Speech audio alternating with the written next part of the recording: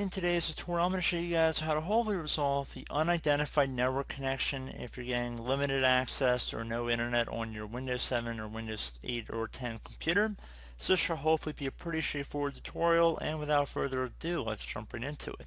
So we're going to begin by opening up the Start menu just by left clicking on the Start button one time, and you want to type in CMD.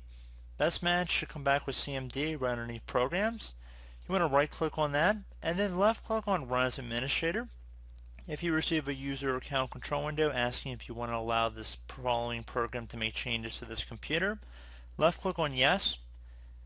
Now you want to type in ipconfig space /flush DNS, exactly how it appears on my screen. Then you want to hit enter. Should say successfully flushed the DNS resolver cache. Now that you have done that, I would highly suggest you guys type in netsh space winsock space reset. So again, netsh space winsock space reset, and then you want to hit enter. It says successfully reset the winsock catalog. You must restart the computer in order to complete the reset. I'd recommend that you guys restart your computer at this time, and hopefully your issue should be resolved.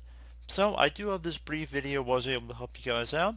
And as always, thank you for watching, and I do look forward to catching you all in the next tutorial. Goodbye.